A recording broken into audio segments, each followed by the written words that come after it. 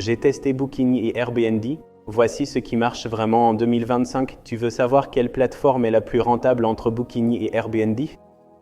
Je les utilise en parallèle depuis plusieurs mois et aujourd'hui, je te partage les vrais résultats.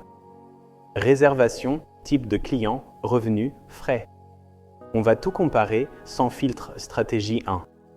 Mon expérience perso, je loue plusieurs appartements en courte durée, en France et à l'étranger.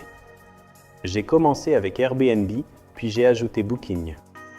J'ai tout testé, saison haute, saison creuse, ville touristique, petite ville, etc. Je te parle ici de résultats concrets, pas de théorie.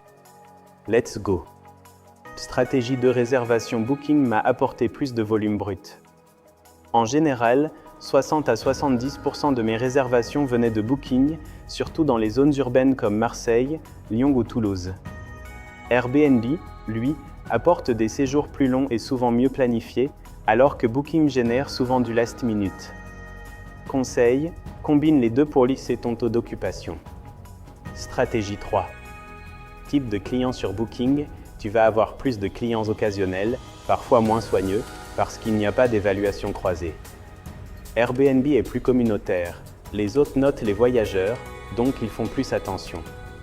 Sur Booking, je recommande d'utiliser une caution obligatoire et de bien préciser ton règlement intérieur. Stratégie 4.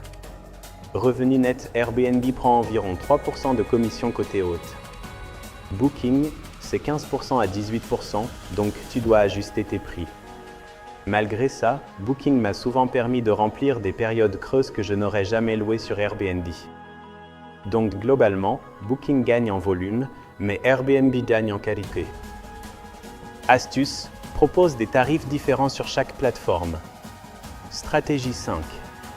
Gestion et outils. Airbnb est beaucoup plus simple à gérer, communication centralisée, application claire, système de messagerie efficace. Booking demande un peu plus de rigueur. Il faut parfois appeler les clients, activer des options comme l'enregistrement automatique et utiliser l'application Pulse pour bien gérer les demandes.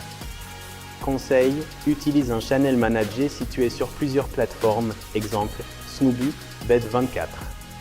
Stratégie 6. Ce que je recommande en 2025 si tu débutes, commence par Airbnb. Plus simple, moins de frais, plus sécurisé. Si tu veux remplir à fond, ajoute Booking, mais sois plus strict sur les règles et dépôts de garantie. C'est quoi l'idéal?